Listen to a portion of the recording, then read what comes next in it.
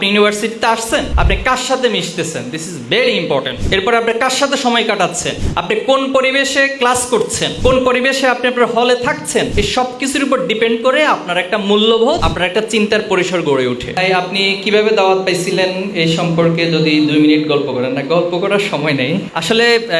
শিবির হিসেবে তো কেউ জন্ম নেয় না, পৃথিবীতে কেউ শিবির হিসেবে জন্ম নেয় না।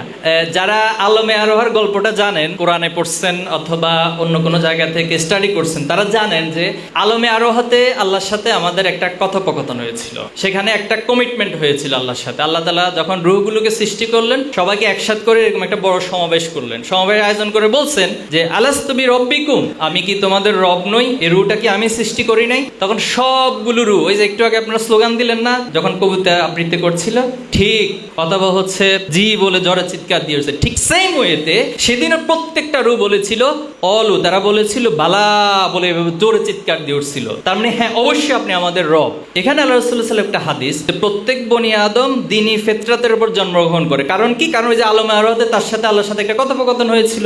সেজন্য এই দ্বীনি ফিতরাতের উপর জন্মগ্রহণ করার পরেও তার পিতা মাতা এবং তার চারপাশের পরিবেশটা তাকে হয়তো সে ফিতরাতের উপর টিকিয়ে রাখে, অথবা সে ফিতরাত থেকে আস্তে আস্তে দূরে সরিয়ে তাকে একজন বিদ্রোহী, অর্থাৎ রবের বিদ্রোহী একটা শক্তি হিসেবে বা একটা সত্তা হিসেবে তাকে গড়ে তোলে। তাহলে এখানে কি পয়েন্ট পাইলাম আমরা? যে দ্বীনি ফিতরাতের উপর আমরা সবাই জন্ম নিই, কিন্তু আমাদের পরিবেশটা আমাকে দ্বীনের উপর টিকিয়ে রাখে, অথবা দ্বীন থেকে বা আল্লাহর সাথে যে কমিটমেন্টটা সেটাকে আস্তে আস্তে করে ভুলিয়ে দিয়ে আমাকে ভিন্ন একটা রাস্তা ধরিয়ে দেয়। তো যেটা বলছিলাম যে শিবির হিসেবে কেউ জন্মগ্রহণ করে নাই, আমিও করি নাই। তো হয়তো শীত ফিতরাতের উপর জন্মগ্রহণ করেছিলাম, আমার পরিবার, আমার সমাজ বা আমার চারপাশে, এই যে আমার আগে একজন বক্তা বলছেন যে পরিবেশটা ইম্পর্টেন্ট। আপনি ইউনিভার্সিটিতে আসছেন, আপনি কার সাথে মিশতেছেন, দিস ইজ ভেরি ইম্পর্টেন্ট। এরপর আপনি কার সাথে সময় কাটাচ্ছেন, আপনি কোন পরিবেশে ক্লাস করছেন, কোন পরিবেশে আপনি আপনার হলে থাকছেন, এই সব কিছুর উপর ডিপেন্ড করে আপনার একটা মূল্যবোধ, আপনার একটা চিন্তার পরিসর গড়ে ওঠে। তো সে জায়গা থেকে শিবিরের কিশোরকণ্ঠ একটা পত্রিকা আছে, আপনার আমার নাম শুনছেন, তো দায়িত্বশীল দেখা হয়েছিল, কিশোরকণ্ঠ পত্রিকাটা ধরিয়ে দিয়েছিল। এই কিশোরকণ্ঠ পত্রিকাটা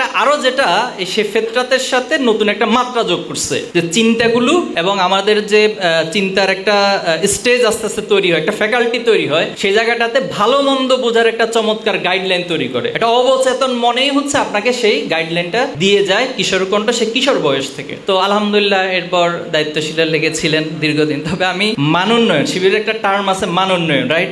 জানেন আপনারা? এটা হচ্ছে সমর্থক হইতে হয়, কর্মী হইতে হয়, সাথী হইতে হয়, সদস্য হইতে হয়। তো সমর্থক কর্মীটা কিভাবে যে হয়ে গেছে বুঝতে পারি নাই, কিন্তু যখন বুঝতে সাথী হইতে হবে তখন দায়িত্বশীলদেরকে মোটামুটি কিভাবে ঘুরাইতে হয় এই কলা কৌশল শিখে গেছে। অনেক ঘুরানোর পর দেখছি যে নাছর বান্দা, ছাড়বেই না আমাকে, এমন এমন অনেকগুলো কিছু ইমোশনাল বিষয় আছে। এরপর আমি নামাজ কাজা করতাম, ফজরের নামাজ আমার কাজা হয়, তো 3 মাস নামাজ কাজা থাকলে সাধারণত সাথী হওয়া যায় না। তো দায়িত্বশীল এমন কাজ করছেন যে আমাকে প্রত্যেকদিন ফোন দিয়ে জাগাইতেন যাতে নামাজটা পড়ি। যেদিন ফোনে পাইতেন না তিনি সেদিন আমার বাসায় চলে আসেন, বাসায় এসে আমাকে ডেকে উঠে নামাজ পড়ি। এই কষ্টটুকু আমার দায়িত্বশীল করেছেন। পরে একটা পর্যায়ে মনে হয়েছে যে না, এই দায়িত্বশীলদেরকে আসলে আর কষ্ট দেওয়া ঠিক হবে না, পরে সাথী হয়ে গেলাম, আল্লাহর ইচ্ছে।